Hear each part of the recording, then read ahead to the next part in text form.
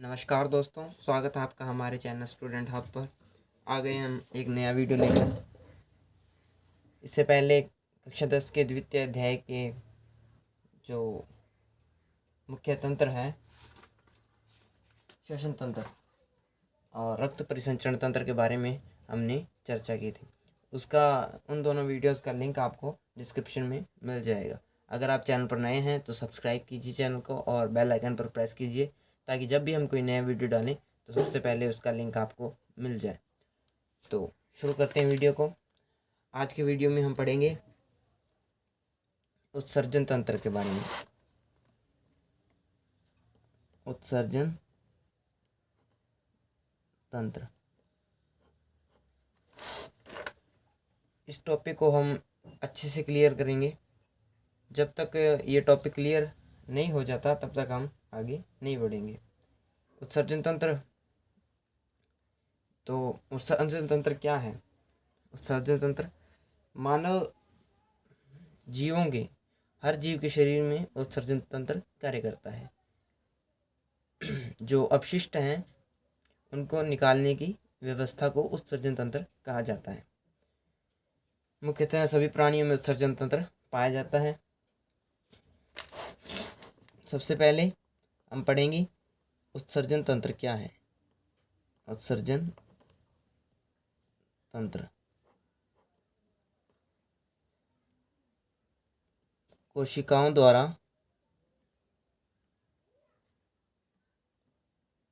निर्मित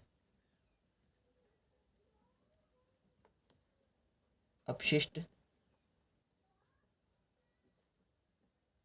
पदार्थों का उत्सर्जन करने की व्यवस्था।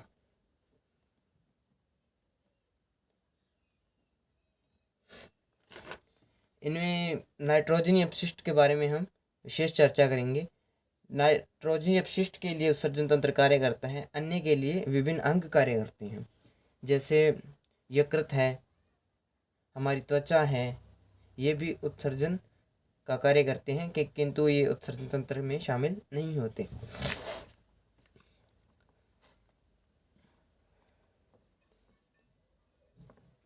उत्सर्जन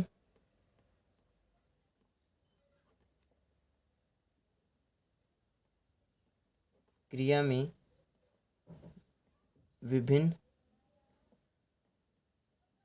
कोशिकाएं व अंग सहयोग करते हैं।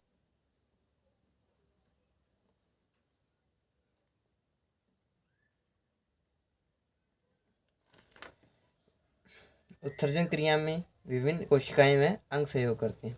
इससे पहले इन अंगों के बारे में पढ़ने से पहले हम नाइट्रोजनी अपशिष्ट के बारे में पढ़ेंगे। नाइट्रोजनी अपशिष्ट कौन कौन से होते हैं? तो बच्चों, जो नाइट्रोजनी अपशिष्ट होते हैं वह सभी जीवों के शरीर में निर्मित होते हैं। इन अपशिष्टों का निष्कासन हमारे शरीर से निष्कासन करना अत्यंत आवश्यक होता है, क्योंकि यदि यह अपशिष्ट हमारे शरीर में रह जाते हैं तो इसके कारण क्या होता है कि हमारे शरीर में विष निर्मित हो जाता है, जो हमें हानि पहुंचा सकता है। इसलिए समय समय पर नाइट्रोजनी अपशिष्ट का उत्सर्जन करना आवश्यक है। नाइट्रोजनी अपशिष्ट को 3 भागों में विभाजित किया जाता है। नाइट्रोजनी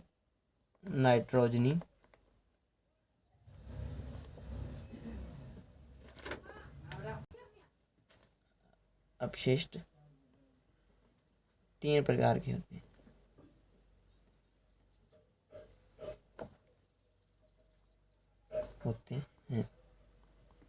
मुख्यतः नाइट्रोजनी अपशिष्ट 3 प्रकार के होते हैं। सबसे पहले अमोनिया।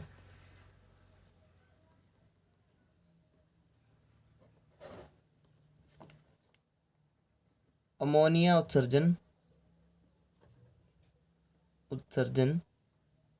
अमोनियो उत्सर्ग की प्रक्रिया द्वारा किया जाता है।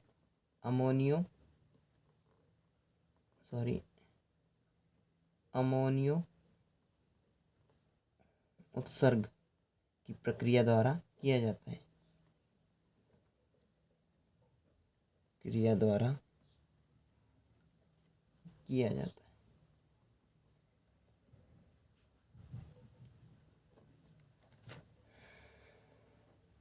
जो अमोनिया उत्सर्जन है, अमोनिया उत्सर्जन मुख्यतः जलीय जीवों में अधिक पाया जाता है। इसकी दूसरी विशेषता लिखेंगे हम, जलीय जीवों में अधिक, जलीय जीवों में अधिक। इसका क्या कारण है बच्चों, जलीय जीवों में अधिक क्यों पाया जाता है? तो जो अमोनिया उत्सर्ग की प्रक्रिया है, इसके लिए अत्यधिक जल की आवश्यकता होती है, इसी कारण यह जलीय जीवों में अधिक पाया जाता है। ये तीसरी विशेषता लिख लेंगे हम, इसमें अत्यधिक जल की आवश्यकता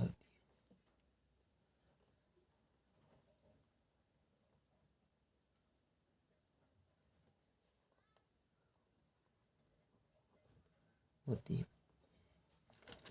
तो आपको एग्ज़ाम तक याद रखना होगा। आप याद रखेंगे कि अमोनिया उत्सर्जन की प्रक्रिया, अमोनिया उत्सर्ग की प्रक्रिया द्वारा किया जाता है। यानी अमोनिया का उत्सर्जन क्या कहलाता है, अमोनिया उत्सर्ग कहलाता है। और जलीय जीवों में यह अधिक पाया जाता है। जलीय जीवों में अधिक पाए जाने का कारण क्या है, इसमें अत्यधिक जल की आवश्यकता होती है, इसी कारण जलीय जीवों में अधिक होता है। दूसरा है यूरिया उत्सर्जन।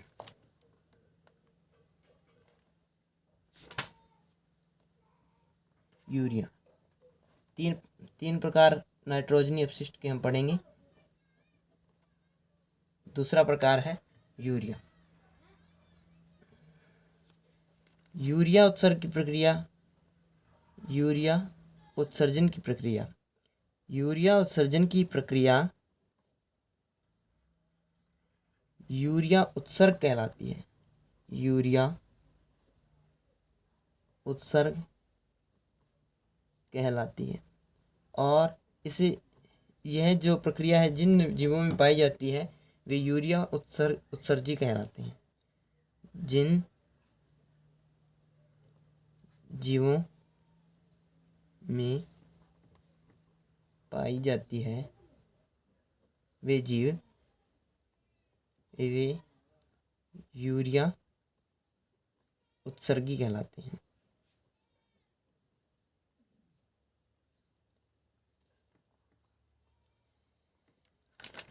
और दूसरी इसकी विशेषता, यह स्तनधारी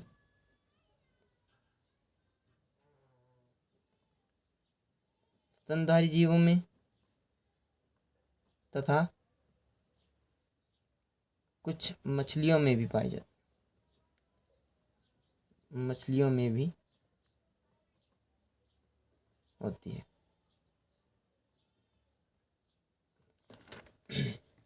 यूरिया का निर्माण स्तनधारी जीवों में होता है। स्तनधारी जीवों में मनुष्य भी शामिल होता है। तो मनुष्य क्या है, यूरिया उत्सर्जी जीव। नंबर 3 पर है यूरिक अम्ल। यूरिक अम्ल,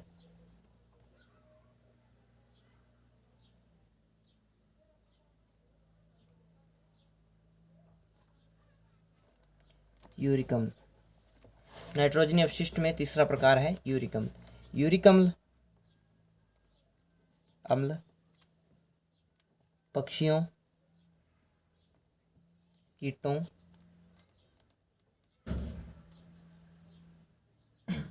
सरीसृपों, रेंगने वाले जो जीव हैं, सरीसृपों में पाया जाता है। और यूरिक अम्ल का उत्सर्जन गोलिकाओं या पेस्ट के रूप में किया जाता है। यूरिक अम्ल का उत्सर्जन गोलिकाओं या पेस्ट के रूप में किया जाता है। पेस्ट के रूप में किया जाता है।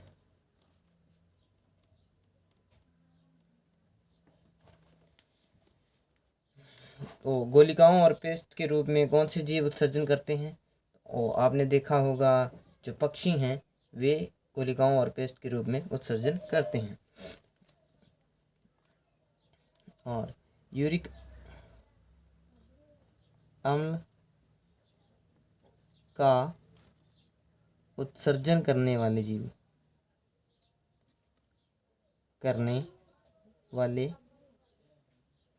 जीव यूरिक अम्ल उत्सर्जी कहलाते हैं। बच्चों, हमने पढ़ लिए नाइट्रोजनी अपशिष्ट के तीनों प्रकार। नाइट्रोजनी अपशिष्ट में प्रथम हमने पढ़ा अमोनिया उत्सर्जन अमोनिया उत्सर्ग की प्रक्रिया द्वारा किया जाता है। जलीय जीवों में अधिक पाया जाता है। इसमें अत्यधिक जल की आवश्यकता होती है। जलीय जीवों में क्यों पाया जाता है? क्योंकि अमोनिया उत्सर्जन के लिए अत्यधिक जल की आवश्यकता होती है। और यूरिया, नंबर 2 पर यूरिया उत्सर्जन की प्रक्रिया यूरिया उत्सर्ग कहलाती है। जिन जीवों में पाई जाती है वे यूरिया उत्सर्जी कहलाते हैं। स्तनधारी जीवों में तथा कुछ मछलियों में भी होती है। यूरिक अम्ल पक्षियों, कीटों और सरीसृपों में पाया जाता है। यूरिक अम्ल का उत्सर्जन गोलिकाओं या पेस्ट के रूप में किया जाता है। बच्चों, आपको याद रखना होगा, जो पक्षी हैं, मुख्यतः पक्षियों, इन जीवों के उदाहरण द्वारा आप इनके नाइट्रोजन अपशिष्ट के प्रकार याद रख सकते हैं। सबसे पहले आप अपने मनुष्य के शरीर में यूरिया उत्सर्जन याद रख सकते हैं। मनुष्य उदाहरण है यूरिया उत्सर्जन का, और अमोनिया उत्सर्जन का उदाहरण है जलीय जीव। यूरिक अम्ल उत्सर्जन का उदाहरण है पक्षी और सरीसृप। यूरिक अम्ल का उत्सर्जन करने वाले जीव यूरिक अम्ल उत्सर्जी कहलाते हैं। अब हम पढ़ेंगे उत्सर्जन तंत्र के बारे में। उत्सर्जन तंत्र किस प्रकार काम करता है और इसमें कौन कौन से मुख्य अंग शामिल हैं। बच्चों, ये है उत्सर्जन तंत्र का चित्र। आपको एग्जाम में अक्सर पूछ लिया जाता है उत्सर्जन तंत्र का चित्र। तो चलते हैं, समझते हैं उत्सर्जन तंत्र किस प्रकार कार्य करता है। तो बच्चों, आपको दिखाई दे रहे होंगे दो सेम के बीज के आकार के हमारे वृक्क यानी किडनी का प्रमुख कार्य क्या है? किडनी रक्त से जो अपशिष्ट पदार्थ है उनको अलग करके मूत्राशय तक पहुंचाती हैं। बच्चों, ये है महाधमनी और ये है महाधमनी अशुद्ध रक्त को वृक्क में लेकर आती है और महाशिरा शुद्ध रक्त को वृक्क से बाहर लेकर जाती है। तो बच्चों, जो इस प्रकार जो वृक्क हैं वह मूत्र का निर्माण करते हैं और ये हैं मूत्रवाहिनियाँ। मूत्रवाहिनी के द्वारा होते हुए मूत्राशय में एकत्रित होता है और मूत्राशय में जैसे जैसे मूत्र एकत्रित होता है वैसे वैसे मूत्राशय बड़ा होता जाता है। एक पर्याप्त मात्रा पर आकर मूत्राशय रुक जाता है। तब हमारे केंद्रीय तंत्रिका तंत्र द्वारा हमारे दिमाग को सिग्नल भेजा जाता है कि भाई मूत्राशय भर गया। मूत्राशय भरने के बाद हमारा केंद्रीय तंत्रिका तंत्र कार्य करता है और इसमें सिकुड़न पैदा करता है। मूत्राशय में सिकुड़न पैदा करने के बाद यह मूत्र मार्ग के द्वारा बाहर उत्सर्जित कर दिया जाता है। तो बच्चों, ये है उत्सर्जन तंत्र। आपको इसे याद करना होगा, बार बार प्रैक्टिस करके आप चित्र को सीख सकते हैं 2-3 बार। बच्चों, इसके बाद हम पढ़ेंगे मानव वृक्क की संरचना। तो इसके बाद हम देखते हैं मानव वृक्क की संरचना, वृक्क किस प्रकार निर्मित होता है। तो बच्चों, ये है मानव वृक्क अर्थात किडनी। आम भाषा में हम इसे किडनी अधिक कहते हैं, जिसे हम गुर्दा भी कहते हैं। वृक्क को आम भाषा में गुर्दा कहते हैं, ये बात आपको याद रखनी है। आपसे पूछ लिया जाए कि वृक्क किसे कहते हैं या फिर गुर्दा क्या है, तो गुर्दा ही वृक्क है। अब शुरू करते हैं बच्चों। सबसे पहले क्या होता है कि यह वृक्क 2 वृक्क होते हैं मानव हृदय में। पीठ की ओर होते हैं। पीछे कशेरुकदंड यानी जो रीढ़ की हड्डी है उसके दाएं व बाएं ओर पाए जाते हैं और सेम के बीज के आकार के होते हैं। और वृक्क के मध्य एक खांच होती है, जिसे ये खांच है, इसे क्या कहते हैं? इसे कहते हैं हाइलम। यहाँ से होकर जो विभिन्न वाहिनियाँ हैं वो वृक्क में प्रवेश करती हैं। वृक्क के दो भाग होते हैं। वृक्क के दो भाग, बाहरी भाग वलकुट और जो भीतरी भाग है, जो अंदर का भाग है, वह है मध्यांश। तो बच्चों, इसमें वृक्क में हम एक एक करके वृक्क के सभी अंगों के बारे में विस्तृत चर्चा करेंगे। सबसे पहले बच्चों क्या होता है, जो शुद्ध रक्त है, अशुद्ध रक्त है, जिसमें अपशिष्ट, विभिन्न प्रकार के अपशिष्ट मिले होते हैं, वह वृक्कीय धमनी द्वारा वृक्क में प्रवेश करता है। और वृक्कीय धमनी का एक सिरा वोमेन संपुट के अंदर एक गुच्छा पाया जाता है, ग्लोमेरुलस से जुड़ा हुआ होता है। और ग्लोमेरुलस में निस्पंदन होता है और अवशोषण किया जाता है, और जो मुख्य पोषक तत्व हैं उनका अवशोषण कर लिया जाता है, और जो उत्सर्जी पदार्थ हैं, अपशिष्ट पदार्थ हैं, वो मूत्रवाहिनी द्वारा बाहर निकाल दिए जाते हैं, और जो शुद्ध रक्त बच जाता है वह वृक्कीय शिरा द्वारा शरीर में पुनः स्त्रावित कर दिया जाता है। तो इसके प्रमुख अंग हम पढ़ेंगे, वृक्क के प्रमुख अंग। तो ऊपर हम हेडिंग डाल लेते हैं, वृक्क।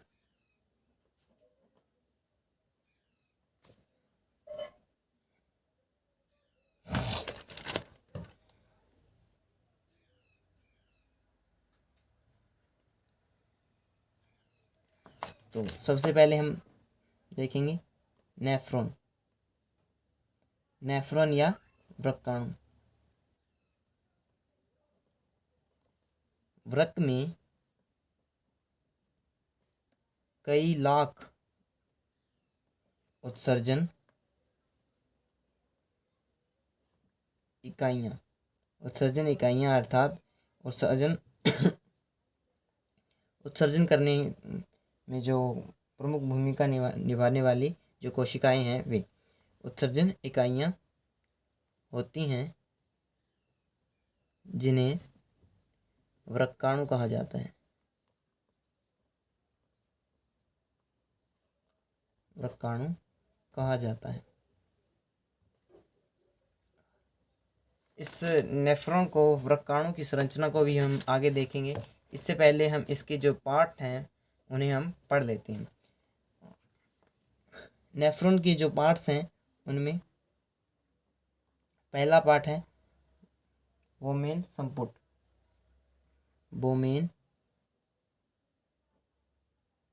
प्रथम पार्ट है वोमेन संपुट।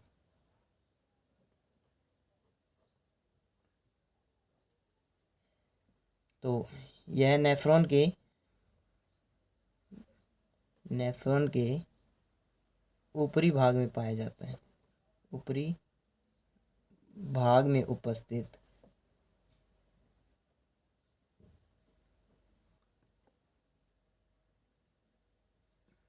पाया जाने वाला उपस्थित एक कप की आकार का थैला है। तो वोमेन संपुट नेफ्रॉन वृक्काणु के ऊपरी भाग में जो पाया जाता है वह कप के आकार का थैला है। इसके साथ ही मैं आपको चित्र दिखा देता हूँ कि वोमेन संपुट क्या है। तो ये है मानव वृक्काणु की संरचना। वृक्काणु इस प्रकार होते हैं और वृक्काणु की संख्या लाखों में होती है। तो वोमेन, ये जो बाहर वाला कप दिखाई दे रहा है आपको इस प्रकार, ये है बाहर की कपनुमा संरचना है। यह क्या होती है, वोमेन संपुट होता है। इसके बाद ग्लोमेरुलस,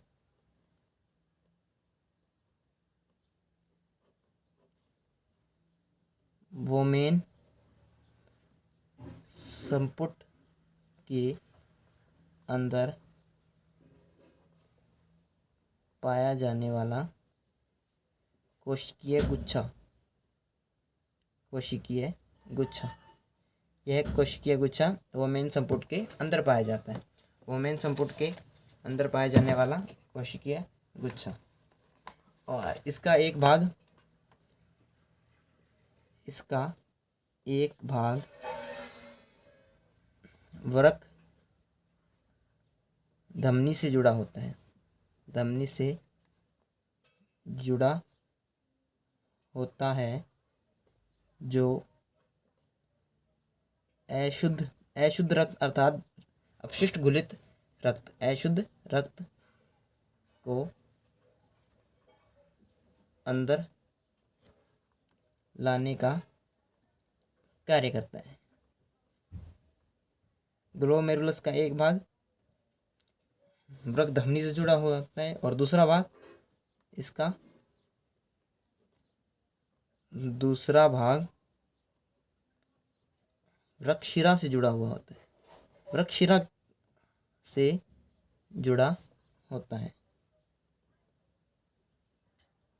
जो शुद्ध रक्त को, यानी जब ग्लोमेरुलस में और इसके नेफ्रॉन के अंदर मुख्य जो अपशिष्ट हैं उनको इसमें निष्पंदित कर लिया जाता है, इसके बाद जो शुद्ध रक्त बचता है वह जो शुद्ध रक्त को बाहर निकालने का कार्य करता है,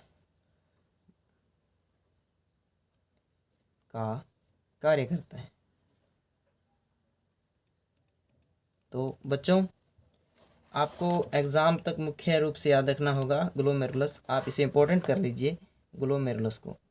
ग्लोमेरुलस उत्सर्जन तंत्र में मुख्य भूमिका निभाता है, वो मेन संपुट के अंदर पाया जाता है और एक भाग वृक्क धमनी से जुड़ा होता है और दूसरा भाग वृक्क शिरा से जुड़ा हुआ होता है। आपको चित्र में मैं दिखा देता हूँ ग्लोमेरुलस। तो यह गुच्छा है कोशिकाओं का, यह ग्लोमेरुलस कहलाता है। इसका एक भाग यह भाग है, एक भाग किससे जुड़ा हुआ है, यह है वृक्क धमनी और दूसरा भाग वृक्क शिरा से जुड़ा हुआ होता है। इसके पश्चात जो तीसरा अंग है, जो वृक्क का दूसरा अंग है, ये तो हमने पढ़े थे नेफ्रॉन के दो अंग, अब हम पढ़ेंगे वृक्क का अंग। तो वृक्क नलिका,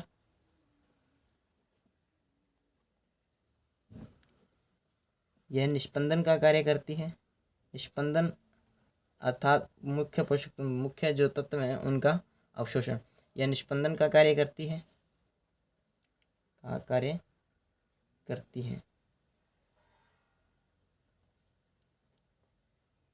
इसका एक भाग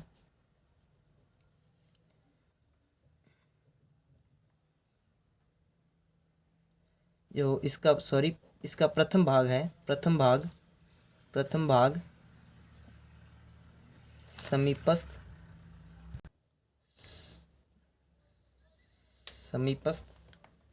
नलिका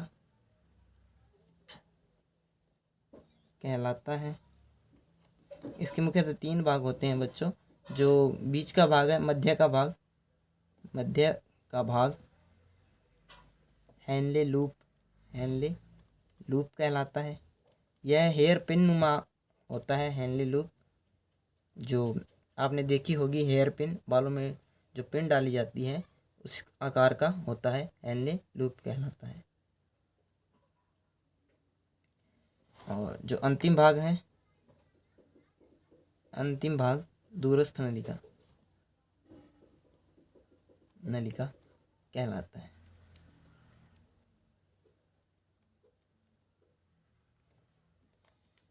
तो हमने दो भाग पढ़ लिए वृक्क के, नेफ्रॉन और वृक्क नलिका। अब हम तीसरा भाग पढ़ेंगे,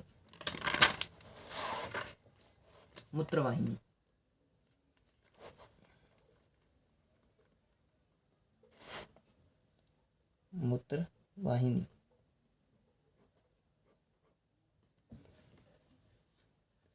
तो बच्चों जो मूत्रवाहिनी है, मूत्रवाहिनी का कार्य क्या होता है, वृक्क में निर्मित मूत्र को मूत्राशय तक पहुंचाना, बस मूत्रवाहिनी का इतना ही कार्य होता है। और ये पेशीय नलिका होती है 25 से 30 सेंटीमीटर लंबी मूत्रवाहिनी। इसका कार्य बच्चों आपको पता है, किसी व्यक्ति की पहचान उसके कार्य से की जाती है, तो आप इनके कार्य मुख्यतः याद रखेंगे। एग्जाम में अक्सर कार्य पूछे जाते हैं मूत्रवाहिनी का क्या कार्य है, नेफ्रॉन का क्या कार्य है, और जो मूत्राशय है उसका प्रमुख कार्य क्या है। तो बच्चों आपको मूत्रवाहिनी के इस प्रकार जो सभी अंग हैं उनके कार्य याद रखने होंगे। मूत्रवाहिनी का क्या कार्य है, यह है वृक्क में निर्मित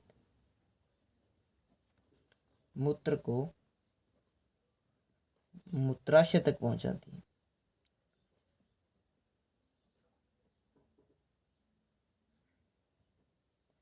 मूत्रवाहिनी का कार्य इतना ही है।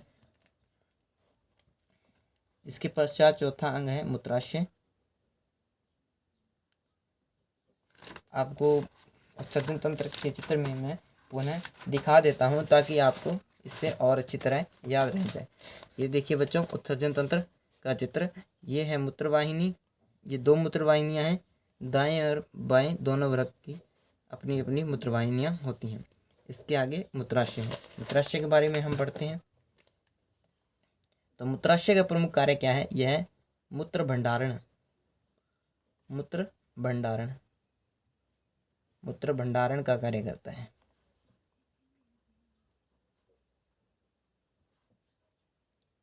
अर्थात जो वृक्क में निर्मित मूत्र है उसका भंडारण कहाँ किया जाता है, हमारे मूत्राशय में किया जाता है।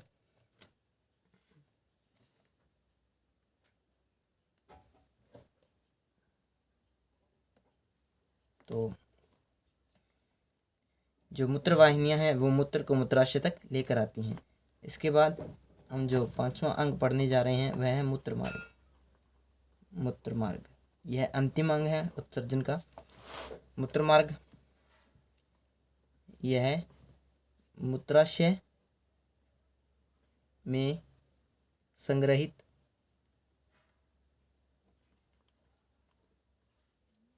मूत्र को बाहर निकालने का कार्य करता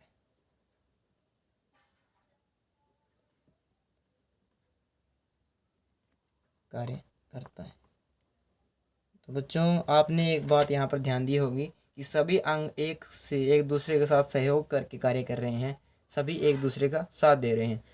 वृक्क में निर्मित मूत्र को मूत्रवाहिनियाँ मूत्राशय में लेकर आती हैं और मूत्राशय में संग्रहित जो मूत्र है उसको मूत्र मार्ग द्वारा बाहर निष्कासित किया जाता है। मूत्रमार्ग, तो बच्चों जो पुरुष हैं उनमें शीशन के अंदर ही मूत्रमार्ग होता है, परंतु महिलाओं में मूत्रमार्ग की व्यवस्था अलग से होती है। योनि से ठीक ऊपर मूत्रमार्ग होता है। बच्चों हमने पढ़ लिया मूत्रमार्ग। अब हम पढ़ने जा रहे हैं नेफ्रॉन की संरचना। मैंने आपको बताया था नेफ्रॉन की संरचना और मूत्र निर्माण का जो कार्य है वह हम विस्तार से पढ़ेंगे। अब हम पढ़ेंगे मूत्र निर्माण। मूत्र निर्माण किस प्रकार होता है, तो मूत्र निर्माण को आसानी से पढ़ने के लिए हम इसे चरणों में विभाजित कर लेते हैं। तो मूत्र निर्माण से मूत्र स्त्रावण तक 3 चरण में मूत्र को विभाजित किया जाता है। पहला चरण है निष्पंदन, दूसरा चरण है पुनः अवशोषण और नंबर 3 पर चरण है स्त्रवण। इन चरणों को हम स्टेप बाय स्टेप पढ़ेंगे। सबसे पहले हम पढ़ते हैं निष्पंदन के बारे में। निष्पंदन क्या है? निष्पंदन इसे भी हम विभाजित करेंगे, एक एक लाइन में विभाजित करके आसानी से पढ़ेंगे ताकि हमें आसानी से समझ आ जाए। निष्पंदन वृक्क धमनी द्वारा अपशिष्ट घुलित जिनमें अपशिष्ट यूरिया और मुख्यतः जो अपशिष्ट हैं वे घुलित होते हैं। वृक्क धमनी द्वारा अपशिष्ट घुलित रक्त को नेफ्रॉन में लाया जाता है। सबसे पहले ये बात मैंने आपको पहले भी बता दी थी कि जो रक्त धमनी है वह अपशिष्ट गुलित रक्त को नेफ्रॉन में लाती है। इसके पश्चात ग्लोमेरुलस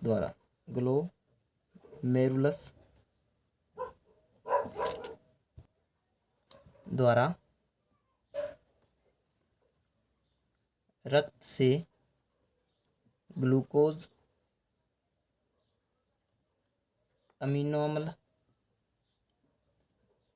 अम्ल, लवण आदि अवशोषित कर लिए जाते हैं। यहाँ पर रक्त को छाना जाता है, ग्लोमेरुलस द्वारा रक्त को छाना जाता है।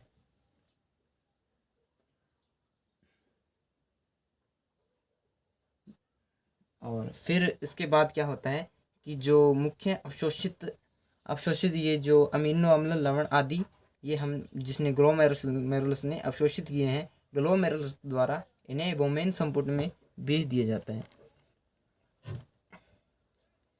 अवशोषित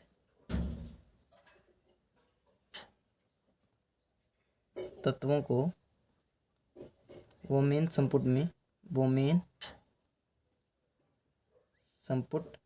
में एकत्रित कर लिया जाता है।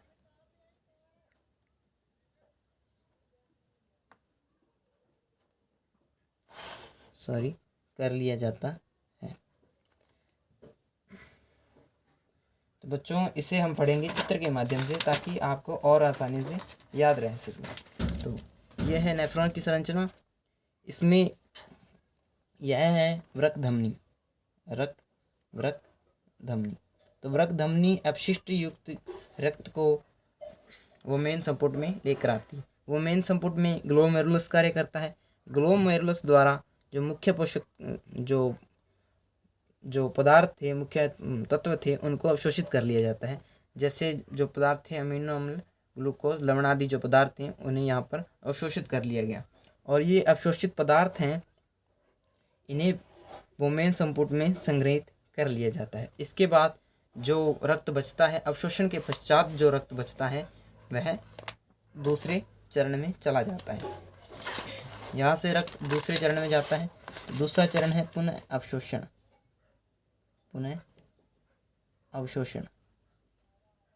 दूसरा चरण है पुनः अवशोषण। तो इसमें क्या है, वृक्क नलिका द्वारा बचे हुए तत्वों का 99% अवशोषित किया जाता है।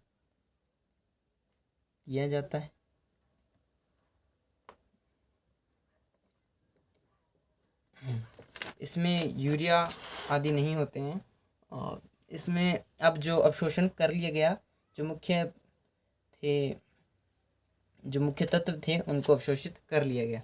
और यहाँ से क्या किया जाता है, यहाँ से जो रक्त है, शुद्ध रक्त है, इसके पश्चात शुद्ध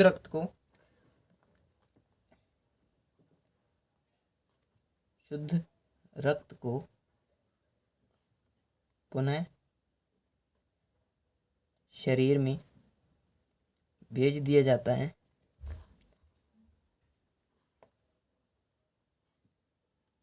तथा अशुद्ध तरल तत्वों को आगे निष्कासित किया जाता है।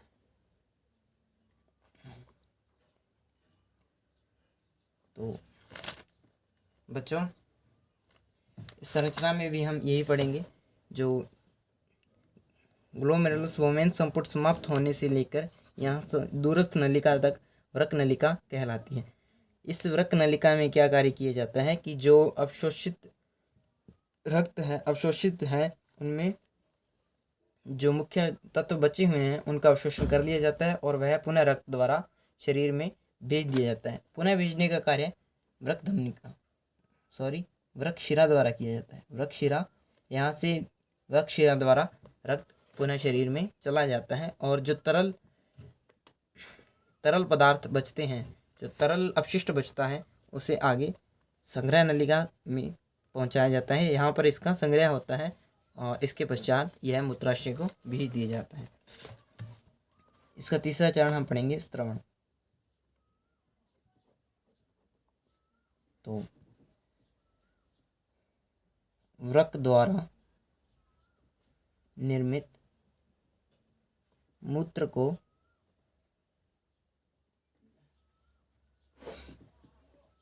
मूत्रवाहिनी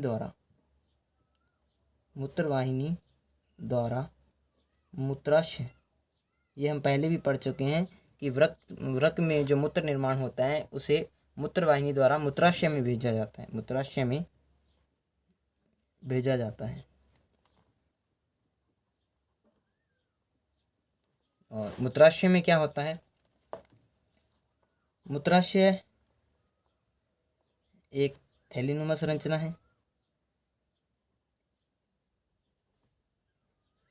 है।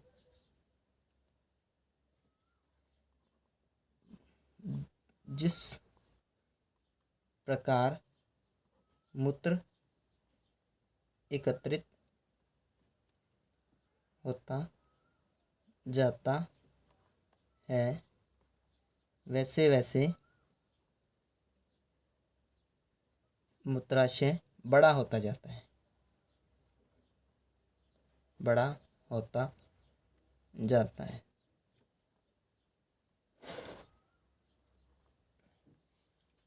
और एक निश्चित सीमा पर रुक जाता है।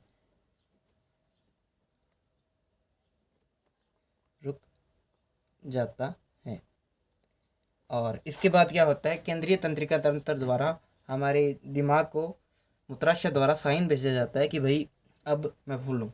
तो इसके बाद मूत्र मार्ग द्वारा जो अपशिष्ट हैं, मूत्र हैं, उसका स्त्रवण कर दिया जाता है। तो बच्चों, ये था हमारा उत्सर्जन तंत्र।